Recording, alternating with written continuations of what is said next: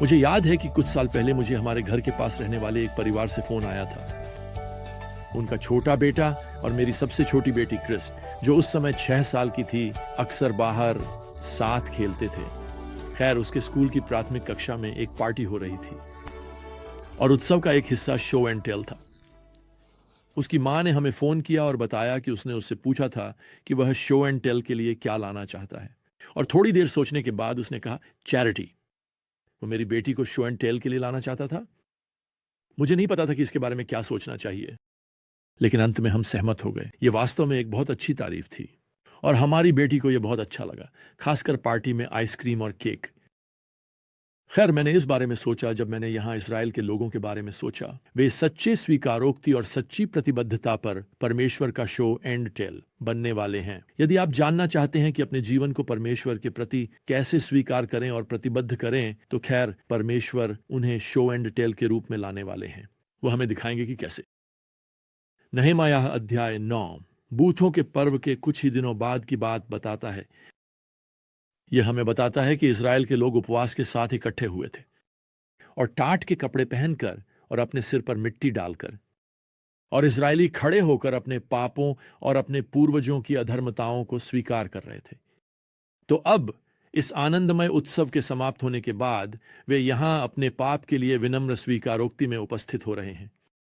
वैसे वे कोई दिखावा नहीं कर रहे हैं, वे वास्तव में अपने पाप को स्वीकार कर रहे हैं, जो स्पष्ट है। वे उपवास कर रहे हैं, टाट के कपड़े पहन रहे हैं और मिट्टी या राख डाल रहे हैं अपने सिर पर। ये सभी प्राचीन दिनों में पाप के लिए शोक और पश्चाताप के संकेत हैं। अब पद 3 कहता है, वे अपनी जगह पर खड़े हुए और अपने परमेश्वर यहोवा की व्यवस्था की पुस्तक से दिन के 1/4 भाग तक पढ़ा। उस दिन के दूसरे चौथाई भाग में उन्होंने स्वीकारोक्ति की और अपने परमेश्वर यहोवा की आराधना की। क्या आप कल्पना कर सकते हैं कि कई घंटों तक वे अपने पाप की स्वीकारोक्ति कर रहे हैं? अब इस अध्याय में लोगों की स्वीकारोक्ति की सामग्री का विस्तार से वर्णन किया गया है। यह लेवियों द्वारा भी व्यक्त किया गया है, जैसा कि यहां पद 5 में उल्लेख किया गया है। तो यह राष्ट्रीय स्वीकारोक्ति है, साथ ही व्यक्तिगत समय की स्वीकारोक्ति भी है।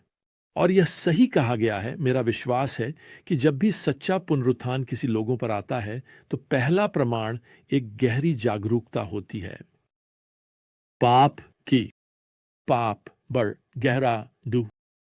वास्तव में प्रिय, यदि आप आज अपने संसार में लोगों से पूछें कि क्या वे पापी हैं, तो अधिक संभावना है कि वे इस सुझाव से आहत होंगे। आज हमारे संसार में पाप की बहुत कम सचेत जागरूकता है। अब मैं यहां इस स्वीकारोक्ति की प्रार्थना में कई प्रमुख तत्वों की ओर ध्यान आकर्षित करना चाहता हूं। या पहले मुझे यह बताने दें कि लेवियों ने यहां पद 5 में प्रार्थना की शुरुआत की, ईश्वर को एकमात्र सच्चे और जीवित ईश्वर के रूप में महिमा देकर। यहां वे क्या कह रहे हैं? आपके महिमामय नाम की जय हो, जो सभी आशीर्वाद और स्तुति से ऊपर है। आप ही प्रभु हैं, केवल आप। दूसरे शब्दों में, ईश्वर का कोई प्रतिद्वंद्वी नहीं है, केवल वही ईश्वर हैं। खैर, दूसरी बात, अब यहां पद 6 में वे ईश्वर की स्तुति रचयिता के रूप में करते हैं। आपने स्वर्ग को उसके सभी मेजबानों के साथ बनाया है, पृथ्वी और जो कुछ उस पर है, समुद्र और जो कुछ उनमें है, और आप उन सभी को संरक्षित करते हैं। और अब तीसरी बात, वे यहां पद 9 से 11 में आगे बढ़ते हैं, अपने लोगों को मिस्र की दास्ता से मुक्त करने के लिए, ईश्वर का धन्यवाद करने के लिए। चौथी बात, प्रार्थना यह भी स्वीकार करती है कि उन्होंने ईश्वर को निराश किया। पद 16 यह स्वीकार करता है कि उनके पूर्वजों ने रेगिस्तान में उसकी आज्ञाओं का पालन नहीं किया, बल्कि उस सुनहरे बछड़े को मूर्ति के रूप में बनाकर विद्रोह किया। अब हमारे पास इस सच्चे स्वीकारोक्ति के महान प्रदर्शन में यह 5वां तत्व है, और वे यहां ईश्वर की उसकी वफादार दया के लिए प्रशंसा करते हैं। पद 19 कहता है, आप अपनी महान दया में उन्हें जंगल में नहीं छोड़ा।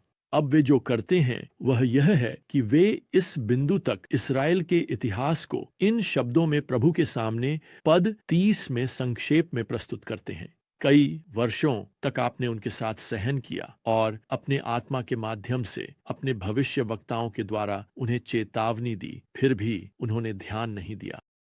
फिर भी अपनी महान दया में आपने उनका अंत नहीं किया या उन्हें नहीं छोड़ा, क्योंकि आप एक कृपालु और दयालु ईश्वर हैं। वाह।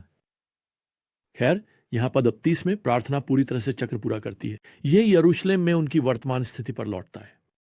अपने पाप के कारण वे स्वीकार करते हैं कि उन्होंने अपने ऊपर प्रभु की अनुशासन लाया है, और इसलिए हम यहां पद 36 में पढ़ते हैं। देखो, हम आज उस भूमि में दास हैं जो आपने हमारे पूर्वजों को दी थी। दूसरे शब्दों में, भले ही वे भूमि में वापस आ गए हैं, वे अब भी फारसी साम्राज्य के सेवक हैं। यह पूर्ण है, यह सच्चा वास्तविक पाप का अंगीकार है। आप देख सकते हैं, उनका पाप भगवान की दया, कृपा और विश्वास के प्रकाश में देखा जाता है। फिर भी यहां कोई बहाना नहीं मिलता। उनके पाप को कम करके नहीं आंका गया है। वे इसे समझते हैं। वास्तव में अब वे अपने पाप के भ्रष्टाचार और अपवित्रता को समझते हैं, और यह उनके व्यवहार में परिवर्तन लाने वाला है। मैंने कुछ समय पहले ऑरेगन के एक मिडिल स्कूल में एक समस्या के लिए एक काफी दिलचस्प समाधान के बारे में पढ़ा। मिडिल स्कूल की कई लड़कियां मेकअप लिपस्टिक का उपयोग करने लगी थीं। वे इसे लड़कियों के बाथरूम में लगाती थीं, और फिर लगाने के बाद उनकी यह परंपरा थी कि वे अपने होंठों को शीशे पर दबाती थीं, जिससे दर्जनों छोटे होंठों के निशान बन जाते थे। खैर, हर दिन शीशे को साफ करने में काफी समय लग रहा था, तो प्रिंसिपल और सफाई कर्मी ने एक काफी चतुर योजना बनाई। प्रिंसिपल ने सभी लड़कियों को बाथरूम में बुलाया और समझाया कि कैसे उन सभी होंठों के निशान सफाई कर्मी के लिए दैनिक सफाई को धीमा कर रहे थे, और वह देख सकती थी कि लड़कियां प्रभावित नहीं हुईं और न ही उनकी भावनाएं बदलीं। तो फिर संकेत पर उसने सफाई कर्मी से कहा कि वह लड़कियों को दिखाए कि शीशे को साफ करना कितना कठिन था और वह इसे कैसे करता था। उसने एक लंबे हैंडल वाला ब्रश निकाला, उसे एक शौचालय में डुबोया और फिर जाकर शीशे को साफ किया। खैर, मैं आपको बता दूं, उस समय से होंठों के निशान गायब हो गए। उनका व्यवहार तुरंत रुक गया। प्रिय, हम अपने पाप को कम करके आंकते हैं। हम इसे स्वीकार करने के बजाय प्रबंधित करते हैं। हम अपनी स्वार्थपरता को मीठा बना देते हैं। हम अपनी अवज्ञा को तर्कसंगत बनाते हैं। हम अपने गर्व को भी सही ठहराते हैं। हम अपनी अवज्ञा को माफ कर देते हैं। सच कहूं तो हमें यह देखना चाहिए कि हम किस चीज को बढ़ावा दे रहे हैं। हम अपवित्रता से कम कुछ नहीं कर रहे हैं। पाप, सच्चा स्वीकारोक्ति एक दिल से किया गया स्वीकार है कि हमें प्रभु की आवश्यकता है जो हमें साफ करे। वास्तव में उसे हमें हर दिन साफ करने की आवश्यकता है। अब अगर स्वीकारोक्ति वास्तविक है तो यह प्रतिबद्धता की ओर ले जाएगी, व्यवहार में बदलाव लाएगी, और उनकी प्रार्थना यहां पद 28 में ठीक इसी के साथ समाप्त होती है। इस सब के कारण अब वे प्रभु से प्रार्थना कर रहे हैं। हम लिखित रूप में एक दृढ़ प्रतिबद्धता करते हैं। सील किए गए दस्तावेज पर हमारे राजकुमारों, हमारे लेवियों और हमारे पुजारियों के नाम हैं। वाह, वे कह रहे हैं हम अपना व्यवहार बदलने जा रहे हैं, और हम इस वादे को लिखित रूप में भी डालने जा रहे हैं, और हम इस पर अपने नाम हस्ताक्षर करने जा रहे हैं।